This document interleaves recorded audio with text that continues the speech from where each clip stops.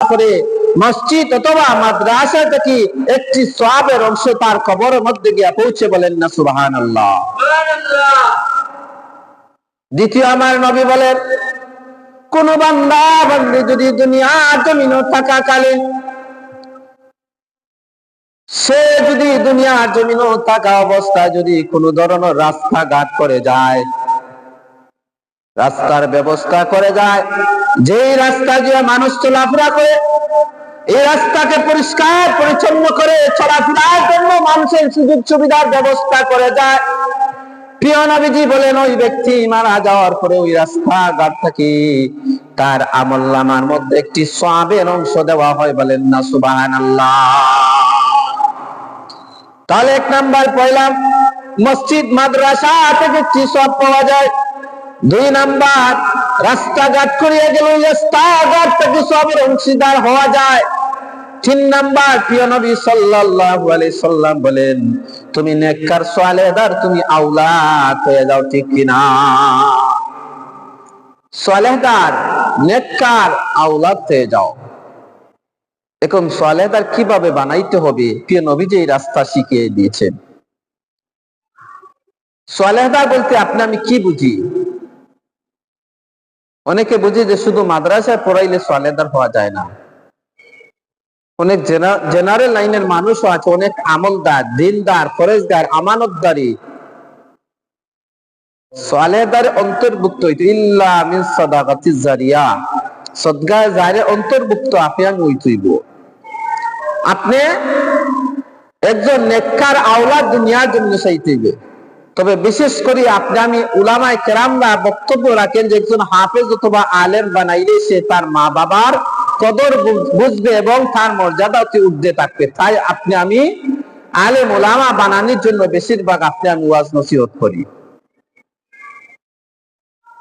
তাহলে আপনি আমি ইয়া আইয়ুহাল্লাযীনা আমানু কু আনফুসাকুম ওয়া আহলিকুম নারা, আল্লাহ রব্বুল আলামিন অন্য আয়াতে কারিমার মধ্যে বলেন, হে ঈমানদারেরা, হে বিশ্বাসীরা, তুমি জাহান্নামের আগুন থেকে বাঁচো এবং তোমার আহাল পরিবার পরিজনকেও জাহান্নামের আগুন থেকে বাঁচাও। তাহলে জাহান্নামের আগুন থেকে বাঁচাইতে হইলে কিতা করা লাগবে? আপনি আমি সালেহদার বানাইয়া যাইতেইব। আপনার সন্তানকে প্রথমত আপনি দ্বীনি শিক্ষা দিতে হইবে। আপনার বাচ্চাকে আপনি কোরআন শিক্ষা দিতে হইবে। তাহলে ওই বাচ্চাকে যদি আপনি কোরআন শিক্ষা দেন, তাহলে ওই বাচ্চার মাও বুঝবে, বাবাও বুঝবে, এই বাচ্চা আল্লাহ তাআলাকেও চিনতে পারবে, ঠিক কিনা? আর আমরা যদি মা বাবা যদি স্টার জলসা দেখে সন্তানদের লইয়া, তাহলে তার বালা ফার্স্ট ক্লাস, তার চেয়ে আরো বড়টা শিখবে সে, ঠিক কিনা? এলো বেহায়া বেপনা মহিলা পুরুষ আছে, মেয়ে ছেলেদেরকে নিয়ে স্টার জলসা জি বাংলা দেখে, বলেন না নাউজুবিল্লাহ। তাহলে এই বাচ্চা মা বাবার কাছ থেকে কি আর শিখবে?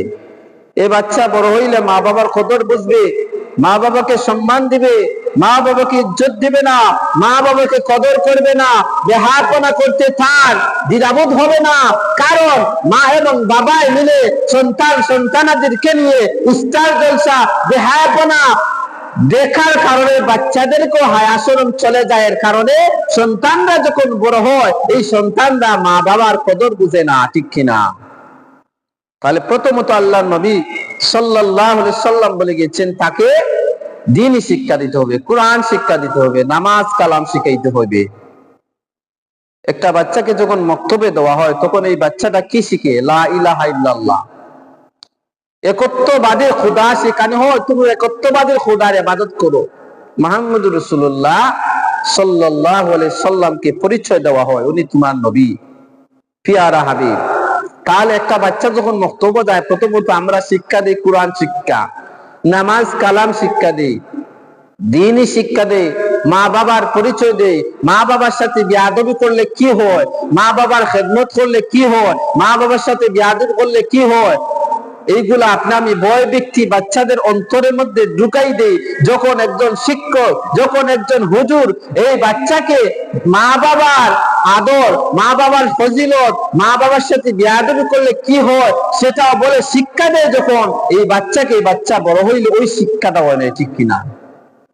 অন্য কোনো শিক্ষা নেয় না। এর কারণে আপনি যদি আপনার সন্তানকে মানুষ করতে চান, আপনার সন্তানকে সালেহদার হিসাবে দেখতে চান, আপনার খেদমতগার হিসাবে দেখতে চান, তাহলে আপনি আপনার সন্তানকে প্রথমত কোরআন শিক্ষা দিবেন, দ্বীনি শিক্ষা দিবেন, নামাজ কালাম শিক্ষা দিবেন, অন্য বিষয়ে পরবর্তীতে। আর আপনি যদি কোরআন শিক্ষা দেন না, তাহলে আপনার বাচ্চার পরিচয় আপনি পাইবেন না। তাহলে আমরা প্রথমত বাচ্চাকে কোরআন শিক্ষা দিতে হইব। আপনি আমার সমাজের মধ্যে দ্বীনি শিক্ষা নাই বিদায়, ভেদাভেদ নাই বিদায় আপনি আমার সমাজের মধ্যে অশান্তি। ছেলে বাবাকে সম্মান দেয় না, বাবা ছেলেকে সম্মান দেয় না, পরিবারে অশান্তি। তার টাকার কারণ হচ্ছে কি? দ্বীনি শিক্ষার অভাব। দ্বীনি শিক্ষার অভাব থাকার কারণে, কোরআন হাদিসের ঘাটতি থাকার কারণে এই সন্তান বাবাকে সম্মান দেয় না, বাবাও সন্তানকে সম্মান দেয় না। আপনি যদি সম্মান পাইতে হন, তাহলে আপনার সন্তানকে সম্মান দেওয়া শিখাইতে হবে, তাহলে আপনার কাছ থেকে আপনার সন্তান শিক্ষা নিবে। তাহলে আমি প্রথমত বাচ্চাকে দ্বীনি শিক্ষা দিতে হইবে, কোরআন শিক্ষা, ভালো একটি নাম রাখতে হইবে, বাচ্চার খেয়াল নজর রাখতে হইবে। তাহলে বাচ্চার কাছ থেকে আমি কিছু পাওয়ার আশা আছে। আর বাচ্চারে যদি সুশিক্ষা দিন না আপনি, তাহলে বাচ্চাটা কি কিছু পাইবেন না। বাচ্চা বড় হইলে এই বাচ্চাকে আপনি যা শিখাইবে তাও শিখবে। অনেক সময় দেখা যায় মা বাবা ঝগড়া করে বাচ্চার সামনে, এই বাচ্চাটা বড় হইলে এইগুলোই শিখবে, আর কিছুই শিখবে না। এর কারণে বাচ্চাইনটোর সামনে কথা বাতা আচার আচরণ খুবই সতর্ক হইয়া করতে হইবে। যাই বলতেছিলাম, আমি আজকের যে মাহফিলটা, এই মাহফিলটারে সুন্দর করতে হইব, সাজাইতে হইব, খারা এলাকাবাসী সাজাইতে হইব। এই যে পোস্টারের মধ্যে লেখা আছে আয়োজন এলাকাবাসী, আয়োজন এলাকাবাসী। এখন যদি এলাকাবাসী থাকে না, তাহলে অনুষ্ঠান সুন্দর হবে, ওয়াজ নসিহত সুন্দর হবে না। আমি অনুরোধ করব, ফালপুর, মিরপুর, আমুয়া, প্রত্যেকটা এলাকা আমার মাইকের আওয়াজ যতদূর পর্যন্ত গিয়া পৌঁছে প্রত্যেকটা মানুষকে আমি আহ্বান করলাম আজকের মাহফিলে উপস্থিত হয়ে সাফল্য এবং দুনিয়া আখিরাতে অশেষ সওয়াব হাসিল করার জন্য। কারণ এমন একটি মাহফিল, এই মাহফিল সাজাইতে অনেক কষ্ট করা লাগে, বুদ্ধি শ্রম খাটানি লাগে, টাকা পয়সা লাগে। বিশেষ করে আমি তাদের জন্য দোয়া করব, এলাকার সমস্ত মুর্দেগানের জন্য, আল্লাহ পাক রব্বুল আলামিনের জন্য, সমস্ত এলাকার জমিনের মুর্দেগান খলতের জন্য মাফ করে দেন। সবাই হোক আল্লাহুম্মা আমিন। দ্বিতীয়ত দোয়া করব আমি যারা টাকা পয়সা দিয়ে সহযোগিতা করছে আজকের মাহফিলে, আল্লাহ তাআলা যেন তাদের মঙ্গল দান করে, হোক আল্লাহুম্মা আমিন। তৃতীয় আমি দোয়া করি যে যারা আলিম উলামাকে সহযোগিতা করতেছে, খানা পিনার ব্যবস্থা করে দিয়েছে, তাদের জন্য আমি দোয়া করি আল্লাহ তাআলা যেন তাদের দুনিয়া এবং আখিরাতে উজালা করেন। সবাই হোক আল্লাহুম্মা আমিন। আমি তাদের জন্য দোয়া করি, অনেক অসুস্থ আছে মানুষ, অনেক অসুস্থ মানুষ দেশে বাহিরে, সবার জন্য আমি মন করে দোয়া করব আল্লাহ তাআলা যেন প্রত্যেকের দিলে হাজত তামান্না যেন পূরণ করে দেন। সবাই হোক আল্লাহুম্মা আমিন। একটা এলাকার যখন একটি মাহফিল হয়, তখন এই এলাকাটা কি প্রিয় নবীজি সাল্লাল্লাহু আলাইহি সাল্লাম বলেন, এলাকা থেকে বিপদ আপদ মুসিবত দূর হয়, আল্লাহ তাআলা কৃত রহমত নাজিল হইতে থাকে। হোক সুবহানাল্লাহ। রহমত কি জিনিস আমরা জানি না, রহমত কি জিনিস আমি বুঝি না, রহমত কি আমি জানি না, বুঝি না। এর কারণে আপনি আমার অভাব দূর হয় না, অনটন দূর হয় না, দরিদ্রতা দূর হয় না, গরিব হালত দূর না হওয়ার কারণে আপনি আমার ঈমান দুর্বল। ঈমান এমন একটি জিনিস, ঈমান দেখাও যায় না, শোনাও যায় না। বিশ্বাসের নাম হচ্ছে ঈমান। আমানতু বিল্লাহ, ঈমান আনলাম আল্লাহ তাআলার উপর, ওয়া মালাইকাতিহি কিতাবের উপর, ফেরেশতাগণের উপর, ওয়া কুতুবি কিতাবের উপর, ওয়া রুসুলি রসুলগণের উপর, ওয়াল ইয়াউমিল আখির আখিরাতের উপর, ওয়াল কদরি খাইরি ওয়া শাররিহি মিনাল্লাহি তাআলা, ওয়াল বাসি বাদাল মাউত, ভালো মন্দের উপর এবং মউতের উপর ঈমান আনলাম। এই 7টা ফরজের উপর পরিপূর্ণভাবে একজন মানুষ ঈমান আনতে হবে, তাহলে সে পরিপূর্ণ ঈমানদার হবে, আল্লাহ হইতে পারবে না। অন্য আয়াতে আল্লাহ বলছেন মান কানা ইউমিনু বিল্লাহি ওয়াল ইয়াউমিল আখির, তারা পরিপূর্ণ ঈমানদার। ওমা হুম বিমুমিনিন, এরা মুমিন নয়, এরা ঈমানদার নয়, এরা ফরজগার নয়, শুধু মুখ দিয়ে বলতেছে আমি ঈমানদার, আমি নামাজি, আমি দানবী, আমি অমুক, আমি তমুক, তার পরিচয় শুধু মুখ দিয়ে দিতেছে। আল্লাহ বললেন ওমা হুম বিমুমিনিন, সে মুমিন নয়, সে ঈমানদার নয়। আছে না নি নামাজি এক গুরু মানুষ আছে, নামাজি, জুমাবারে নামাজ পড়ে সামাজিকতা রক্ষার জন্য বিভিন্ন ধরনের নামাজি আছে। আল্লাহ তাআলা সবাইকে যেন হেদায়েত করেন। আপনি আমি যেন সবাইকে হেদায়েতের রাস্তা, আজকের মাহফিলে অনেক উলামায়ে কেরামরা আসবেন বাহির থেকে, তারা নসিহত করবেন। আমার অনুরোধ রইল সবাই যেন মন ভরে, কান ভরে যেন এই ওয়াজ নসিহতটা হেদায়েতের জন্য শোনার আমার আহ্বান রইল। কারণ উলামায়ে কেরামরা যখন ওয়াজ নসিহত করবেন, অনেক হাদিস আপনি আমি জানি, কিন্তু আমল নাই হাদিসের উপরে। আগে আমল করতে হইব, আমল করতে হইব। আমল হইলে সবচেয়ে বড় জিনিস, ঈমান হইলে আরো সবচেয়ে বড় জিনিস। আপনি যতই আমল করেন না কেন, কিন্তু ঈমান যদি আপনি আমার ঘাটতি থাকে, তাহলে সব আমল নষ্ট হয়ে যাবে। আপনি আমার দেখো এমন ঈমানদার, আপনি আমি এনে যদি হয়ে যায় এক কথা, বারো এক হয়ে আর এক কথা। মসজিদে যদি হইয়া যায় এক কথা, মসজিদের বাইরে হয়ে আর এক কথা, দুইজনের সামনে হয়ে আর এক কথা, দুইজন সরে গেলে হয়ে আপনি আমি আর এক কথা। তাহলে তার পরিচয় কি? সেই ইমানদার, সেই ইমানদার না, সে মুনাফিক, সে মুনাফিক। তাহলে আপনি আমি যদি ইজ্জতওয়ালা হইতে চাই, তাহলে আপনি আমার প্রথমত ওয়াল্লাযীনা হুম আনিল লাগবি মুরিদুন, আপনি আমার জবানকে হেফাজত করতে হইব, ছোটা কথাবার্তা থেকে আপনি আমি বিরত থাকতে হইব। মানুষের জবান এমন একটি জবান, এই জবান দ্বারা মানুষ ইজ্জতওয়ালা হইতে পারে, জবান দ্বারা মানুষ বেজ্জত আনতে পারে। তাহলে আপনি আমি সম্মানী হইতে হইলে এই জবানের হেফাজত করতে হইব। কোন মানুষে কোন ধরনের কথা দিলে এই কথাগুলা ঠিক রাখতে হইব, এই কথাগুলা ঠিক রাখতে হইব। আপনি আমার এখন তো জবানে ঠিক নাই, জবান ঠিক রাখতে পারে নাই আপনি আমি, কারণ জবান ঠিক রাখতে হইব। প্রিয় নবীজি সাল্লাল্লাহু আলাইহি সাল্লামের কাছে ইহুদি টাকা পাইতো। নবীজি বললেন অমুক জায়গার মধ্যে আমি অপেক্ষা করব তোমার জন্য। নবীজি 1 দিন 2 দিন 3 দিন পর্যন্ত ওই জায়গার মধ্যে অপেক্ষা করছেন ওই ইহুদির জন্য। হোকা সুবহানাল্লাহ। ইহুদিদের কথা দিয়েছেন নবীজি, এই কথার ওয়াদা রক্ষা করতে গিয়া 1 দিন 2 দিন 3 দিন পর্যন্ত প্রিয় নবীজি অপেক্ষা করছেন, তারপরে তিনি চলে আসছেন। পরে একদিন পাইলেন ওই ইহুদিকে, নবীজি বললেন যে আমি 1 দিন তোমাকে কথা দিয়েছিলাম তুমি আসবে বলে, আমি 1 দিন 2 দিন 3 দিন পর্যন্ত তোমার জন্য অপেক্ষা করেছি, শুধু কথা দিয়েছি বিদায়। এই কথা ইহুদিটা শুনিয়া নবীর উপরে ঈমান আনিয়া মুসলমান হয়ে গেছে। হোকা সুবহানাল্লাহ। তাহলে আপনি আমার এমন এক জবান হইছে, এমন এক জবান হইছে কুত্তার চেয়ে বাদ। এই জবানের দাম নাই। আপনি যদি সম্মানী হইতে চান, প্রথমত আপনার জবানটা হেফাজত করতে, মানুষের সাথে কথাবার্তা যখন কইবা ঠিক রাখিয়া কথাবার্তা কইতে হইব। সম্মানী হইতে চাইলে ঠিক রাখিয়া কথাবার্তা কইতে হইব, সম্মানী হইতে চাইলে। তাহলে আপনি আমি প্রথমত ইমানদার হইতে হইলে আপনি আমি আপনার ইমানটারে মজবুত করতে হইব। আল্লাহ পাক রব্বুল আলামিন আপনি আমার সৃষ্টি করার সময় 5টা জিনিস একসাথে দিয়েছেন। আপনি আমার বাম স্তনে 4 আঙ্গুল নিচে একটা কলব আছে, এরপরে ডাইন সাইডে রূহ আছে। এই কলবটারে দাঁড়াইতে হইব, পরিষ্কার করতে হইব। যেভাবে একটা লোহা যদি আপনি আমি মসজিদ অথবা ঘরের কোন কোনায় তৈ এই লোহাটা মরিচা পড়ে যায়, তদ্রূপ আপনি আমি যখন কোন জিগির মাহফিলে নামাজ কালাম করি না, উপস্থিত হই না, তখন আপনি আমার কলবটা নষ্ট হয়ে যায়। এই কলবটারে দাঁড়াই তৈলে আপনি আমি যখন রেতের মধ্যে খরাতের মধ্যে রেদ্দি দাঁড়াই, তখন খরাত তার হয়। তদ্রূপ প্রিয় নবীজি বলেন আপনি আমার রুহটারে, এই কলবটারে জিন্দা করতে হইলে প্রথমত জিকির করতে হইব, আল্লাহওয়ালা হইতে হইব, নামাজ হইতে হইব, ফরজগার হইতে হইব। যখন জিকির করবো আপনি তখনই আপনি আমার কলবটা পরিষ্কার হইতে থাকবে আর জিন্দা হইতে থাকবো কলবটা। হোক সুবহানাল্লাহ। আর যত কলবটা পরিষ্কার হইবে তত ইমানের দ্বিতীয় আপনি আমার বৃদ্ধি পাইব, ইমানের দ্বিতীয় বৃদ্ধি পাইব।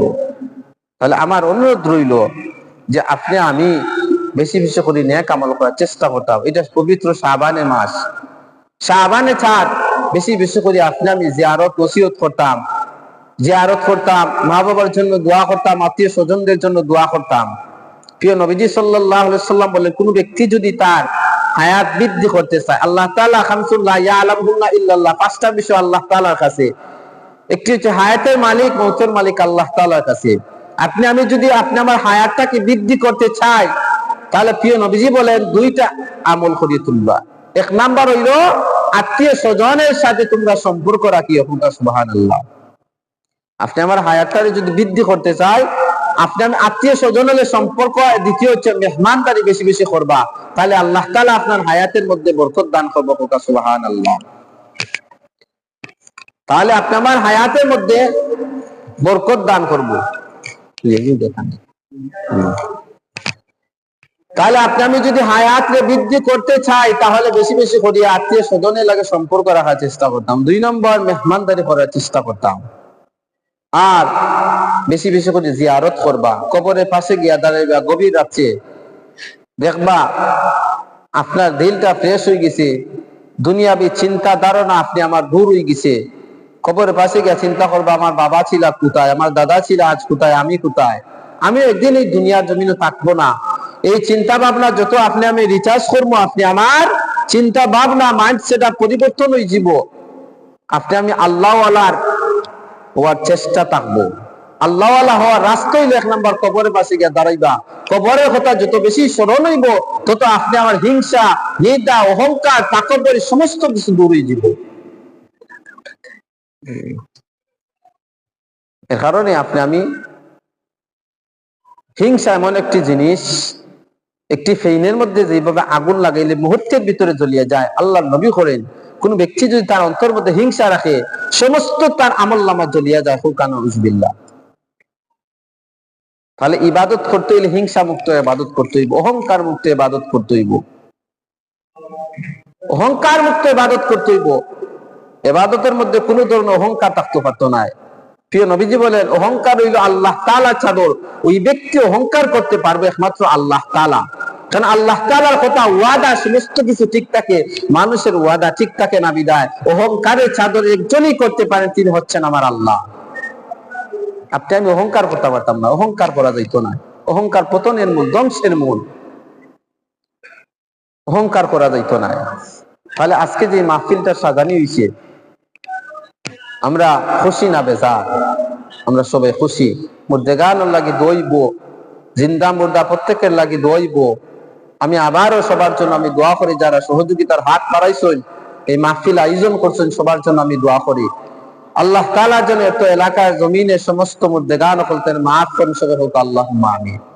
ইজ্জতের মালিককে ওয়া তুইজ্জু মান তাশা ওয়া তুযিল্লু মান তাশা বিয়াদিকাল খায়র ইন্নাকা আলা কুল্লি শাইইন কাদির। আল্লাহ হচ্ছেন ইজ্জত ওয়ালা, ইজ্জত ওয়ালাকে বেজ্জত করনে ওয়ালা, বেজ্জত ওয়ালাকে ইজ্জত দেনে ওয়ালা হচ্ছেন আল্লাহ। কোন বান্দায় যদি কোন বান্দার ইজ্জত মারতে চায়, সেটা সে পারবে না, কারণ ইজ্জতের মালিক হচ্ছেন আল্লাহ।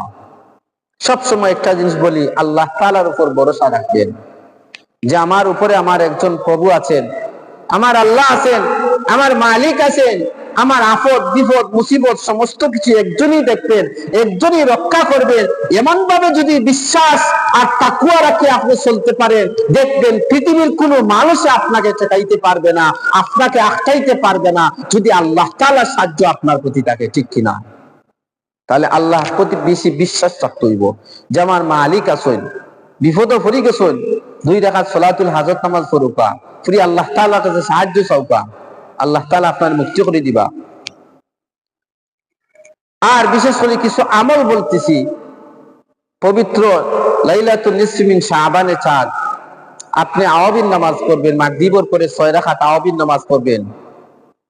বিশেষ করে আওয়াবিন নামাজ পড়ার চেষ্টা করবেন। ফজরের নামাজের পরে 2 রাকাত ইশরাকের নামাজ আছে, 2 রাকাত। আল্লাহ নবী বলেন, যে ব্যক্তি ইশরাকের নামাজ 2 রাকাত আদায় করলো, সেজন্য মকবুল একটি হজ এবং উমরার সওয়াব তার আমলনামার মধ্যে দইল। সুবহানাল্লাহ। সূর্য উদয়ের পর 2 ঘন্টা সময় থাকে, এরপরে ছাসত নামাজের সময় 11টার ভিতরে পড়বেন, অন্তত 2 রাকাত নামাজ পড়ার চেষ্টা করবেন। আল্লাহ নবী বলেন, যে ব্যক্তি ছাসত এই ব্যক্তির কোনো অভাব নাই, বলেন না সুবহানাল্লাহ। তাহলে আল্লাহ নবী বলেন, যেই ব্যক্তি ইশরাকের নামাজ পড়লো, যেই ব্যক্তি 5 নামাজ আদায় করলো, তার আমলনামার মধ্যে একটি মকবুল হজের সওয়াব, একটি মকবুল উমরার সওয়াব দেওয়া হইল। আপনি আমি যেন ওই নামাজগুলো আদায় করার জন্য চেষ্টা করি, ঠিক কিনা? এই নামাজগুলো আদায় করার চেষ্টা করতাম। শুধু 5 ওয়াক্ত নামাজ পড়লে যে আমার দায়িত্ব আদায় হয়ে গেলে তা না, আদায় হয়ে গেছে, কিন্তু আরো যে এক্সট্রা কিছু আমল আছে, এই আমলগুলো যদি জীবনের পাশাপাশি আপনি আমি করতে পারি, তাহলে আপনি আমার জীবনটা আরো সুন্দর হইব। এই আমলগুলা করার চেষ্টা করবা। আর বিশেষ করে সব সময় আল্লাহর উপরে ভরসা রাখবা, আল্লাহর কাছে সাহায্য চাইবা। দেখবেন আল্লাহ তাআলা আপনার মর্যাদা অতি ঊর্ধ্বে দিবেন, অতি ঊর্ধ্বে বৃদ্ধি করে দিবেন। আপনি যখনই কষ্ট পাইবেন কোন মানুষের কাছ থেকে, চিন্তা করবেন আমার নবীজি তায়েফের ময়দানে কষ্ট পাইছেন, ওই উম্মতের কাছ থেকে কষ্ট পাইছেন, তাহলে মনটা দেখবেন হালকই যাব, মনটা আপনি আবার হালকই যাব। নবীজির কথা স্মরণ করবেন বেশি বেশি করিয়া। আল্লাহ পাক রব্বুল আলামিন যেন আপনি আমাদের সবাইকে যেন বিশেষ করে আমল করা তৌফিক দেন। ওয়া আখিরি দাওয়ানিল হামদুলিল্লাহি রাব্বিল আলামিন।